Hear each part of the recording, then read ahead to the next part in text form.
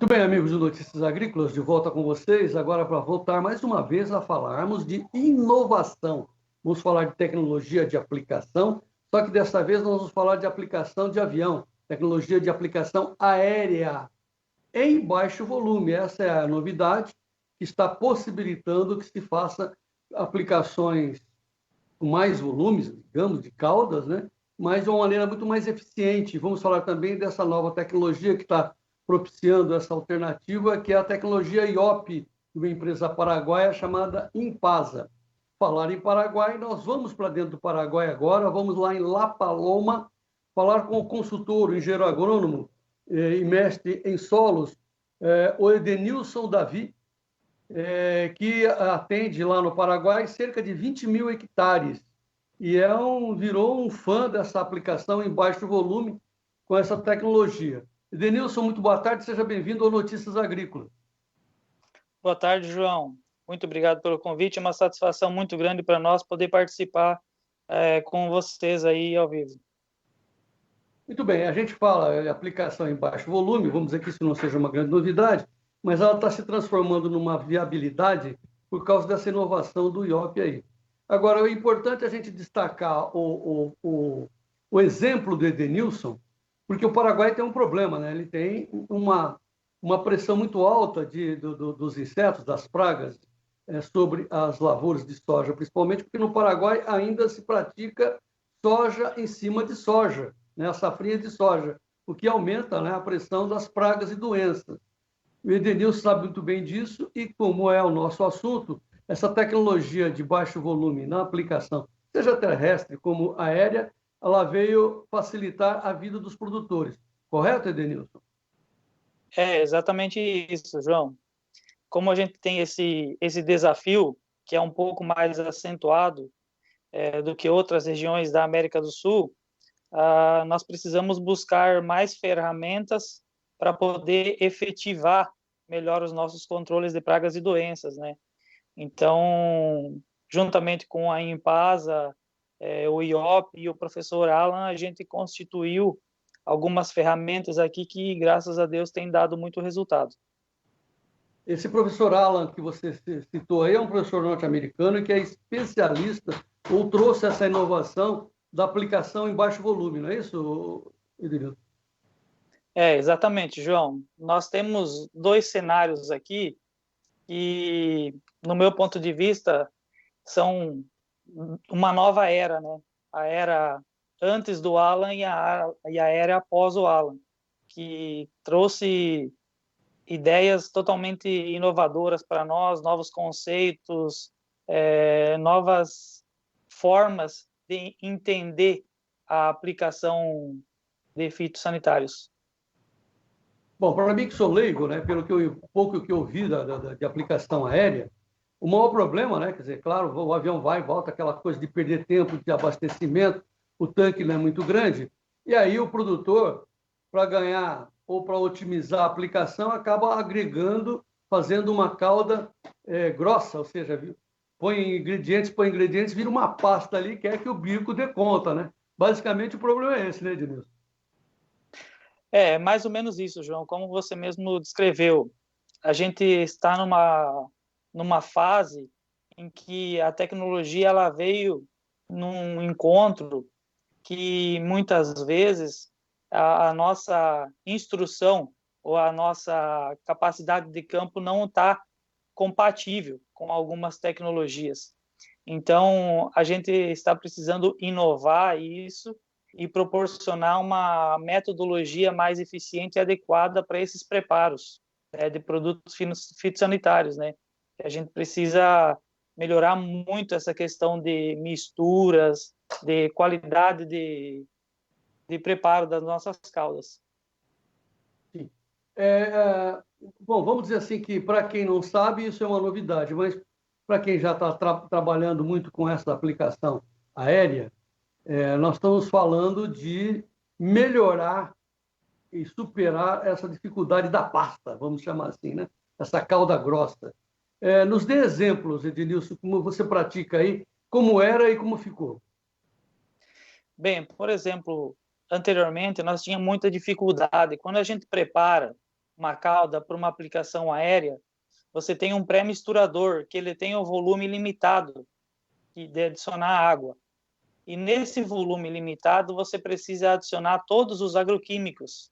Por exemplo, eu tenho uma pré-mistura de 200 litros e eu tenho que adicionar, muitas vezes, até 150 ou mais litros de agroquímicos nessa mistura. Então, você acaba saturando muito essa cauda, certo? E a gente tinha um impedimento que ocasionava justamente isso que você está dizendo, João. A gente tinha essas formações de agregados nessa cauda. E com a ajuda do IOP, a gente melhorou muito a qualidade das misturas, muito mesmo, que está propiciando para nós baixar o volume que a gente estava trabalhando ao redor de 12, 13 ou 15 litros por hectare, a gente tem conseguido baixar para até 6, 5 litros por hectare sem maiores problemas. Inclusive, como que é um produto comumente usado por inúmeros agricultores de todo o Brasil e da América do Sul, é o mancozeb, né, que todo mundo fica com o cabelo em pé só de ouvir esse nome. E a gente tem trabalhado com vazões de 5 litros por hectare, usando 1,5 kg de mancozeb por hectare, e indo muito bem, graças a Deus. Quer dizer que não tem entupimento mais de bico, então. Não, isso já melhorou bastante isso. Tá. Então, assim, quando a gente pensa nisso, né, aí a gente fala, bom, agora vamos falar para o geral. Aí vem a tecnologia Bom, deixa eu falar primeiro que o IOP é uma tecnologia que une o óleo com o adjuvante. Então, ele conseguiu colocar os dois numa mistura só, que deu esse pulo do gato, né, Ednilson? Justamente, João. O que é tradicionalmente usado é um adjuvante, certo? E um óleo comum, certo? E o IOP, ele tem os dois produtos em um produto.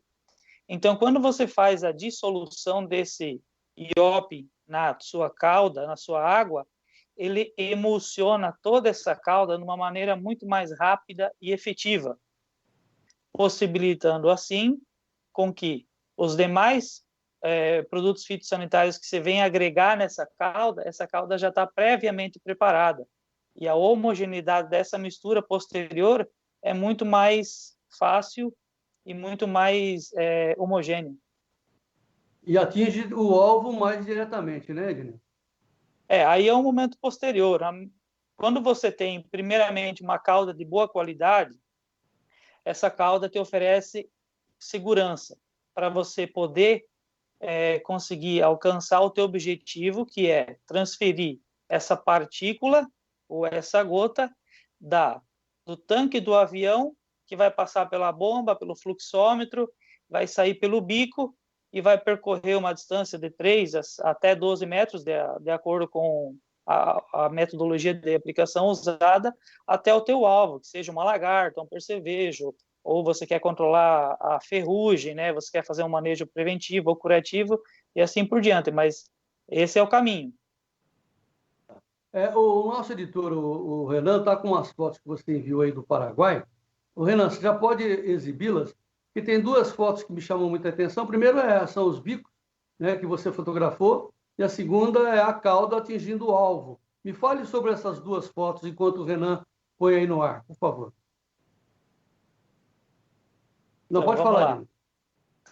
Por exemplo, essa primeira foto, onde aparecem os bicos, o que eu quis demonstrar com essa fotografia?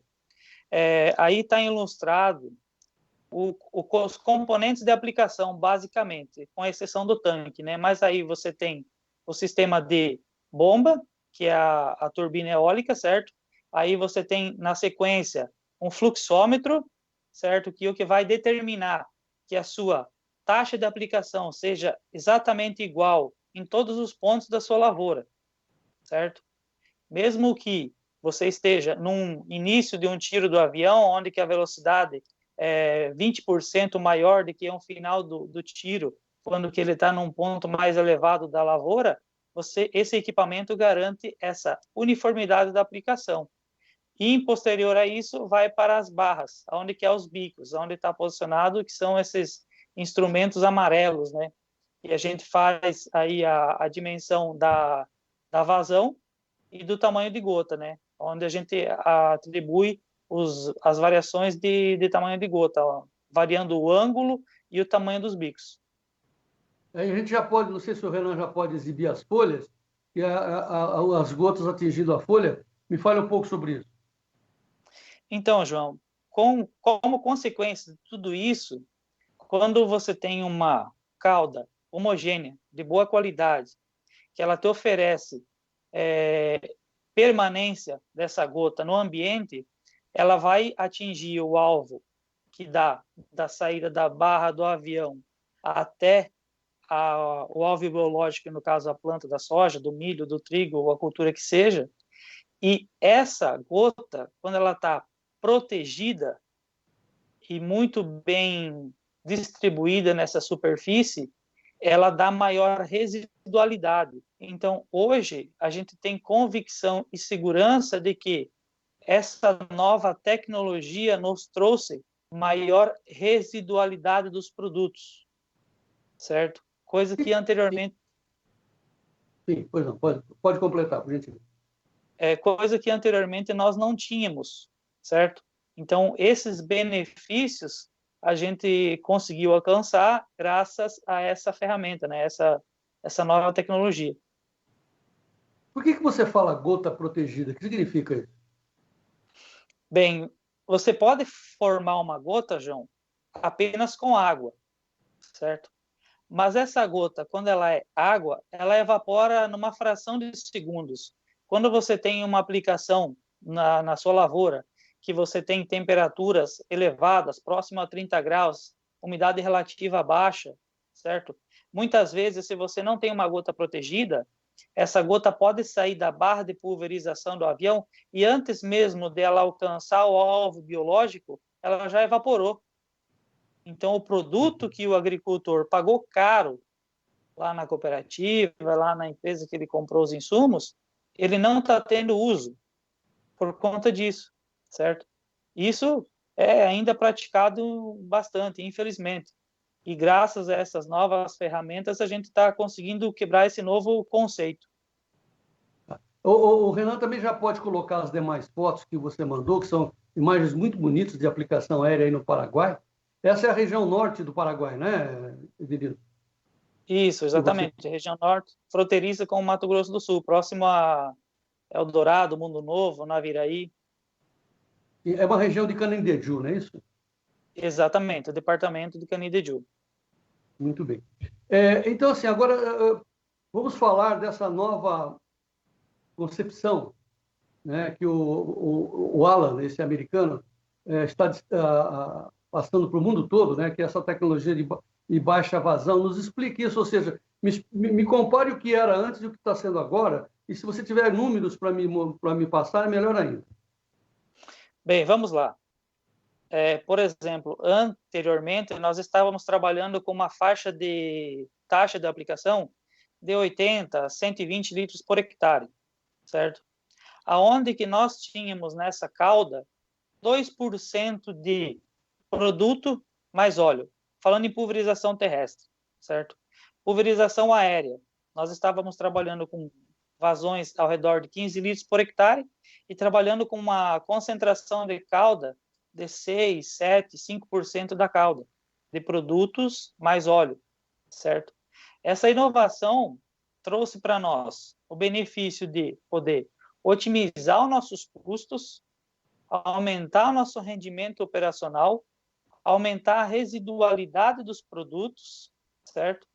Fazendo com que nós aumentamos a concentração da nossa gota, automaticamente a gente baixa o volume de aplicação, dá mais vida para essa gota, certo? Então, a gente aumentou essa concentração de solutos, vamos dizer, de 6 a 7% na pulverização aérea, para muitas vezes a gente está chegando até 25% ou mais por cento da cauda de produtos mais óleos.